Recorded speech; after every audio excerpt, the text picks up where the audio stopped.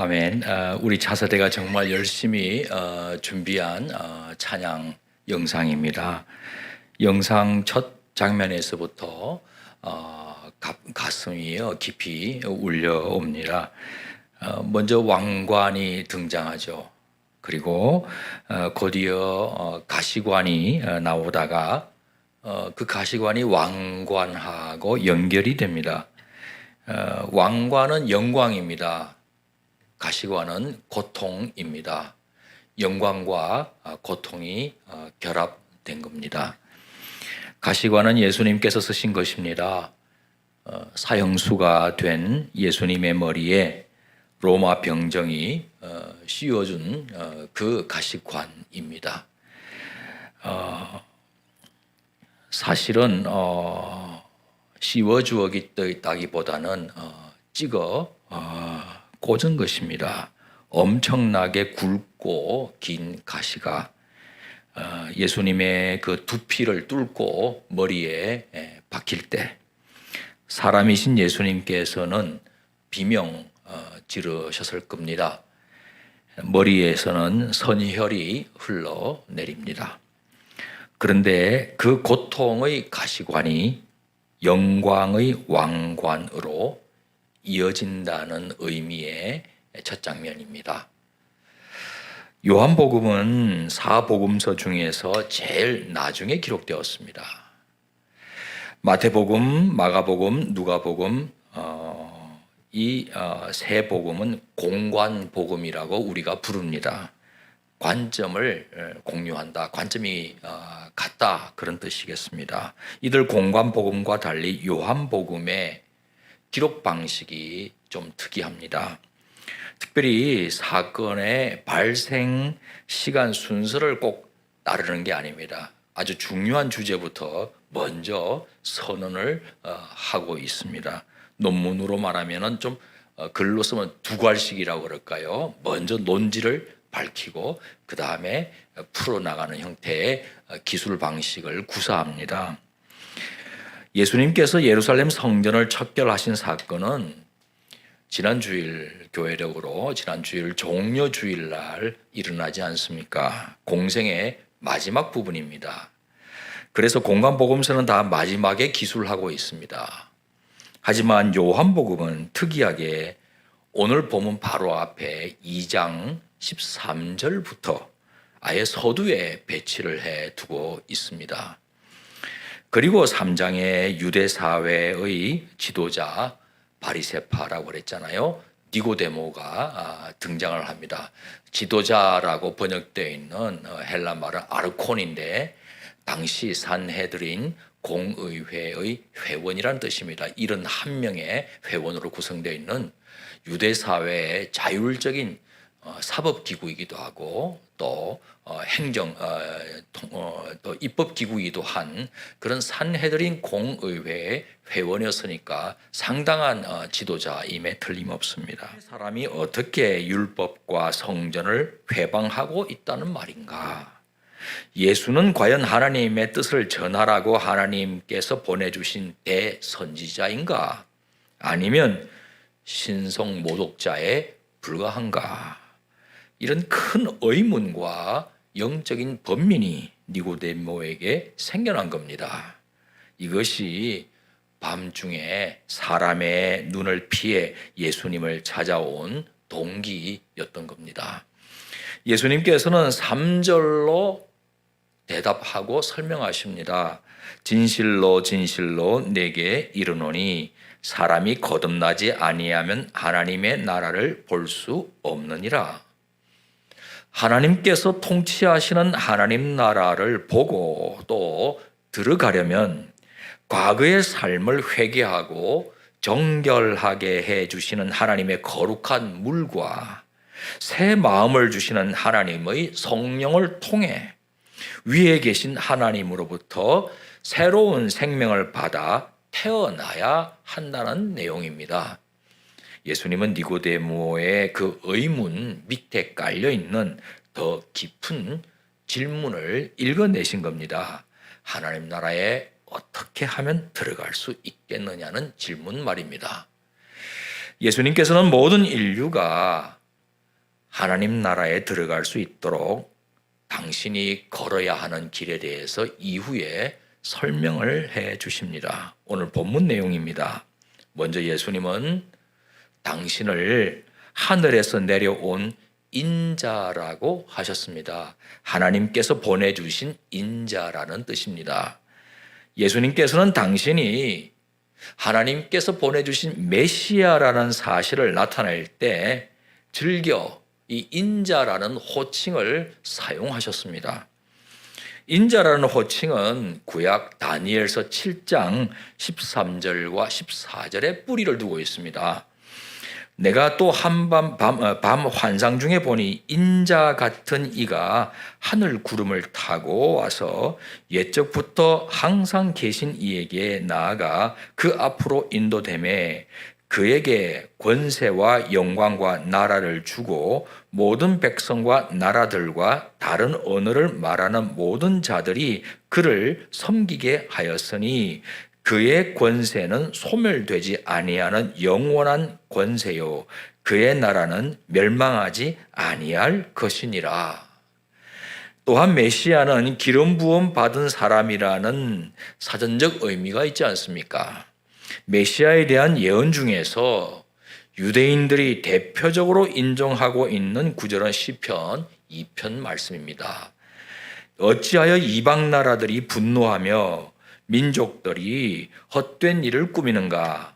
세상의 군왕들이 나서며 관원들이 서로 꾀하여 여호와와 그의 기름 부음 받은 자를 대적하며 우리가 그들의 맨 것을 끊고 그의 결박을 벗어버리자 하는도다. 하늘에 계신 자가 웃으시며 주께서 그들을 비웃으시리로다. 그때에 분을 바라며 진노하사 그들을 놀라게 하여 이르시기를 내가 나의 왕을 내 거룩한 산 시온에 세웠다 하시리로다. 기름 부음 받은 자는 하나님께서 세우신 왕입니다. 다니엘서 7장의 인자나 시편 2편의 메시아 모두 여호와 하나님의 명령을 수행하기 위해 이 땅에 보내심을 받은 군주를 가리킵니다. 세상 만국의 군왕들이 아무리 대적해도 오히려 그들을 물리치고 정복하고 통치하시는 이 군주에 딱 맞는 이미지가 바로 왕관입니다. 그런데 성경에는 많은 사람을 위한 희생제물이 되기 위해 도살장으로 끌려가는 어린 양과 관련된 메시아 예언도 있습니다. 유대인들은 그런데 이런 예언에는 관심이 없었습니다. 영적으로 눈이 먼 것입니다. 여러분, 사실 요즘도 확증 편향이라는 말이 있지 않습니까? 쉽게 말해서 보고 싶은 것만 믿는다는 것이에요. 보고 싶은 것만 인정한다는 것이에요. 그러니까 한쪽으로 계속해서 생각이 굳어져 가는 것입니다. 고정관념이 생기는 거예요. 다른 해석도 가능하고 다른 의견도 가능하고 다른 사실도 있는데도 불구하고 듣지도 않고 보기를 원치 않는 것입니다. 오늘 이 시대가 확증 편향의 시대라 해도 관이하는데 유대인들이 그랬습니다. 자기들이 알고 싶은 그 메시아만 인정하는 것이에요. 자기들이 믿고 싶은 메시아만 믿는 것이에요. 그래서 특별히 이사야 53장 6절 7절 같은 말씀은 인정하지도 않는 거예요. 우리는 다 양 같아서 그릇 행하여 각기 제 길로 갔거늘 여호와께서는 우리 모두의 죄악을 그에게 담당시키셨도다. 그가 곤욕을 당하여 괴로울 때에도 그의 입을 열지 아니하였으며 마치 도수장으로 끌려가는 어린 양과 털 깎는 자 앞에서 잠잠한 양같이 그의 입을 열지 아니하였도다. 인자는 메시아는 하나님의 명령을 이루어 드리는 과정에서 박해도 받고 고난도 받는다는 내용입니다. 왜 그렇겠습니까? 하나님의 통치를 거부하는 세력 때문에 받는 박해예요. 또한 유대인을 비롯해서 모든 인류의 죄 때문에 대신해서 받고 대표해서 받으시는 고난이에요. 박해와 고난을 받을 때도 메시아나 인자는 억울하다고 소리 지르고 항의하지를 않습니다. 오직 공의로 판단하시는 여호와 하나님께 자신을 의탁할 따름입니다. 여기에는 가시관 이미지가 딱입니다. 예수님은 저 옛날 모세 시절의 불뱀과 놋뱀 이야기를 오늘 본문에서 꺼냅니다. 애굽에서 해방된 이스라엘은 가나안 땅에 들어가기 위해 에돔 땅을 우회하는 길로 인도를 받게 됩니다. 그러자 모세에게 격하게 반항을 합니다. 물도 없고 양식도 없는 곳에서 우리를 굶어 죽이려고 하느냐. 순식간에 애굽으로 돌아갈 태세입니다. 출애굽 구원 자체를 원천 무효하겠다는 기세입니다. 그때 하나님께서 맹독성의 불뱀을 보냅니다. 많은 사람들이 물려 죽어갑니다. 독이 온몸에 퍼져 결국에는 곧 죽게 될 것입니다. 이때 모세가 하나님께 중보 기도를 나섭니다. 하나님 백성인데 부디 용서해 달라고, 이러려고 우리를 건져내었느냐고 하나님께 자비를 베풀어 달라고 간절하게 간구합니다. 하나님께서 그 기도를 들으십니다. 모세에게 지시하십니다. 놋뱀을 만들라. 그리고 장대 나무 위에 높이 매달아라 말씀하십니다. 그리고 누구든지 쳐다보면 죽지 않고 살아날 것이라는 약속도 주십니다. 아니나 다를까 장대 나무 위에 들린 놋뱀을 바라본 사람들은 살아납니다. 죽지 않고 살아납니다. 이런 사람들은 두 가지를 믿은 거예요. 먼저는 불뱀은 출애굽 구원을 모욕하는 자신들의 패악한 언동에 대해 하나님께서 내리신 심판이라는 것을 믿었습니다.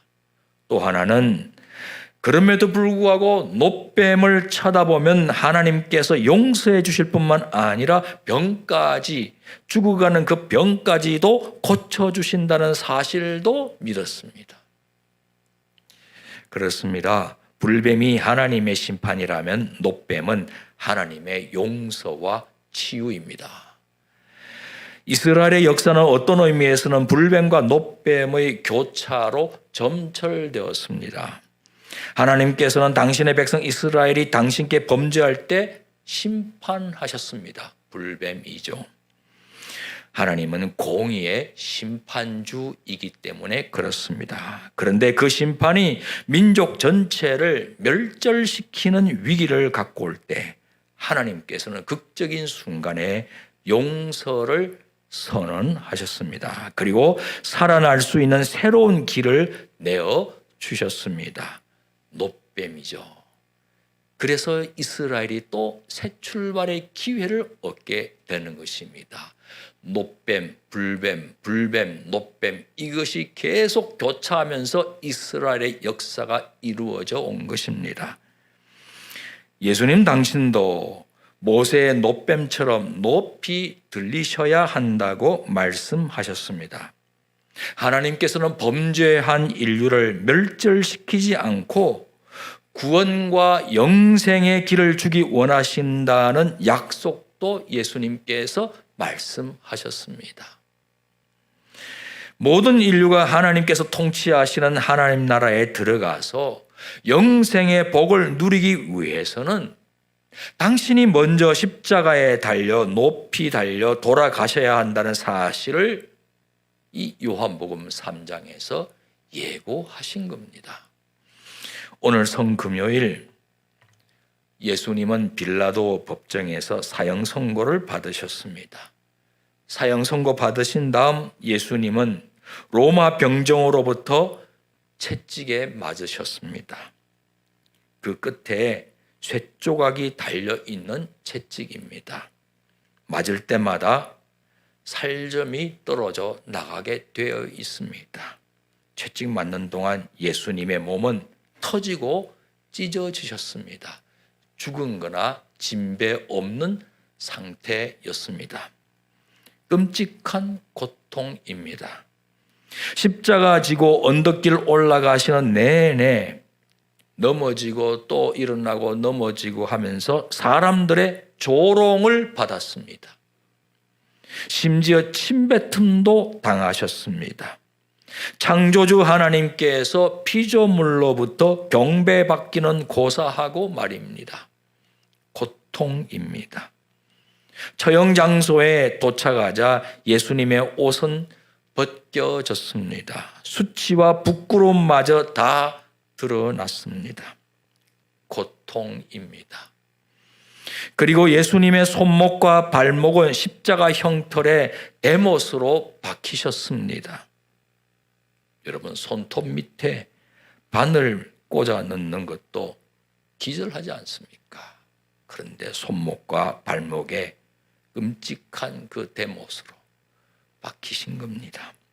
고통입니다. 그리고 높이 달리셨습니다. 모세의 놋뱀이 높이 달린 그것처럼 말입니다. 그런데 모세 율법에 의하면 죄 때문에 죽어 나무에 매달리는 것은 사형 중에서도 가장 비참한 사형이라고 했습니다. 오늘 본문 신명기 21장 22절 23절 아닙니까? 사람이 만일 죽을 죄를 범함으로 네가 그를 죽여 나무 위에 달거든 그 시체를 나무 위에 밤새도록 두지 말고 당일에 장사하여 내 하나님 여호와께서 내게 기업으로 주시는 땅을 더럽히지 말라. 나무에 달린 자는 하나님께 저주를 받았음이니라. 하나님으로부터 저주의 심판을 받은 것이어서 만일 밤새 내버려 두면은 그 거룩한 땅까지도 영적으로 부정하게 될 수 있다고 말씀하실 정도이니 나무에 매달려 죽는 이 죽음은 가장 비참하고 끔찍한 하나님의 저주가 임한 심판이었던 겁니다. 십자가에 매달리신 예수님은 우리의 죄를 대신해서 고통당하셨을 뿐 아니라 우리가 받을 하나님의 저주까지 받으셨다는 뜻입니다. 갈라디아 3장 13절 말씀, 그리스도께서 우리를 위하여 저주를 받은 바 되사 율법의 저주에서 우리를 속량하셨으니 기록된 바 나무에 달린 자마다 저주 아래 있는 자라 하였음이라. 정확하게 이 말씀, 신명기 말씀을 인용하여 사도 바울이 언급한 겁니다. 예수님 저주받은 자다. 그 이유는 저주받은 우리를 구원해내기 위해서, 속량해내기 위해서 대신 받으신 저주이다 언급한 겁니다. 그러므로 우리는 하나님과 율법의 저주에서 해방될 수 있었고 이제 생명의 길을 걸어갈 수 있게 된 것입니다. 놋뱀 쳐다본 이스라엘이 나았던 것처럼 예수님 바라보고 예수님을 영접한 믿는 우리들도 새 길을 걸어갈 수 있는 놀라운 은혜를 입게 된 것입니다. 예수님이 높이 달리셔서 대신 형벌 받으시고 높이 달리셔서 대신 우리의 저주를 받으셨기 때문에 그렇습니다. 예수님은 과연 길이요 진리요 생명이십니다. 예수님 외에 하나님께로 나아갈 수 있는 다른 길이 없습니다. 예수님은 우리에게 하나님의 생명을 주십니다. 예수님은 생명의 떡입니다. 예수님은 우리의 목마름을 해결시켜주는 영원한 생명수이십니다. 누구든지 목마르거든 내게로 와서 마시라고도 하셨지 않습니까? 요한복음 6장 35절 말씀 이런 기록이 있습니다. 예수께서 이르시되 나는 생명의 떡이니 내게 오는 자는 결코 줄이지 아니할 터요 나를 믿는 자는 영원히 목마르지 아니하리라. 예수님을 먹고 마시는 우리는 여러분 예수님의 몸입니다. 우리는 예수님의 몸된 교회입니다. 그러므로 우리도 예수님께서 걸으셨던 그 십자가의 길을 걷습니다. 가시관 쓰신 그 십자가의 길. 예수님께서 말씀하셨습니다. 요한복음 12장 23절에서 26절 다 함께 읽겠습니다. 예수께서 대답하여 이르시되 인자가 영광을 얻을 때가 왔도다. 내가 진실로 진실로 너희에게 이르노니 하늘의 밀이 땅에 떨어져 죽지 아니하면 하늘 그대로 있고 죽으면 많은 열매를 맺느니라. 자기의 생명을 사랑하는 자는 잃어버릴 것이요 이 세상에서 자기의 생명을 미워하는 자는 영생하도록 보전하리라. 사람이 나를 섬기려면 나를 따르라. 나 있는 곳에 나를 섬기는 자도 거기 있으리니 사람이 나를 섬기면 내 아버지께서 그를 귀히 여기시리라. 나를 섬기려면 나를 따르라. 나 있는 곳에 나를 섬기는 자도 거기 있으리니. 가시관 쓰고 걸으셨던 십자가의 길에 함께 하자는 뜻이죠. 그리할 때 하나님께서도 귀히 여겨주실 것이라 말씀하셨습니다. 예수님의 십자가 고통과 희생으로 하나님의 용서와 구원이 우리에게 임한 그것처럼 우리의 섬김과 희생을 통해 이웃들에게도 하나님의 용서와 구원이 임하는 줄 믿습니다. 또한 예수님의 길을 걷는 우리를 하나님께서도 귀히 여겨주시는 줄 믿습니다. 설교 전 차세대 영상의 찬양 제목은 그가 다스리는 그의 나라에서입니다. 우리는 지금 바로 여기서부터 예수님의 뒤를 따르며 하나님의 통치를 받을 때 하나님 나라를 하나님께서 완성시켜 주신다는 내용입니다. 하나님 나라는 예수님과 함께 시작되었습니다. 하지만 아직 완성되지는 않았습니다. 온 인류가 아직은 다 하나님의 통치에 순종하고 있지는 않기 때문입니다. 이 때문에 하나님 나라 방식으로 살아가도록 부름받은 우리는 가치관의 충돌을 겪을 수 있습니다. 세상 방식을 따라 처세할 것인가? 아니면 하나님의 통치에 순종하며 살아갈 것인가? 하나님의 통치에 순종하며 살아가겠다는 것은 이 세상에서 손해보는 것이나 고통당하는 것까지 감수하겠다는 의미입니다. 만말하지 않습니다. 그게 바로 가시관 쓰는 결단입니다. 하지만 우리가 예수님 길 따르기로 결심한다면 하나님께서 귀히 여겨주시고 기뻐하십니다. 사람들은 우리의 머리에 고통의 가시관 찍어 누를 수 있습니다. 그러나 합력하여 선을 이루어 주시는 하나님께서는 그 가시관마저 왕관으로 바꾸어 연결시켜 주십니다. 우리도 예수님과 함께 하나님 나라 완성된 그 나라에서 왕 노릇하게 될 줄 믿습니다. 예수님이 십자가에 달리신 성 금요일입니다. 영어로는 Good Friday입니다. 좋은 금요일입니다. 그렇습니다. 그것이 우리에게 복음이기 때문에 그렇습니다. 새롭고 살 길을 열어주셨습니다. 하나님 나라에 들어갈 수 있는 길을 열어주셨고 은감생신 심판받아 저주받아 마땅한 우리 죄인들이 하나님의 자녀로 구원받아 하나님과 함께 왕노릇하는 신분으로 우리를 회복시켜 새 길을 열어주셨으니 복음 아니고 무엇이겠습니까? 그것이 오늘 성금요일 날 일어난 사건입니다. 하나님이 열어주신 사건입니다. 하나님께서 베풀어 주신 은혜입니다. 그 은혜 입은 자답게 우리도 예수님의 뒤를 따르며 희생과 섬김으로 그 은혜를 우리 이웃들도 받아 누릴 수 있도록 헌신해 가지 않으시렵니까? 나를 섬기는 자는 나를 따를 것이다. 나를 따르는 자는 나 있는 곳에도 있으리니 그리하면 하나님께서도 귀히 여겨주실 것이다. 이런 귀히 여김 받는 하나님의 사람들 다 되시기를 주님의 이름으로 축원합니다. 기도하겠습니다. 하나님 감사합니다. 주님께서 오늘 우리에게 성금요일의 은혜를 주셨습니다. 주님의 돌아가심 그것이 어떤 의미를 지녔는지 깊이 묵상합니다. 감사합니다. 율법의 저주에서 속량해 주신 하나님, 우리를 멸절시키지 않고 새 출발할 수 있는 새롭고 살 길을 열어주신 예수 그리스도의 은혜에 감사를 드립니다.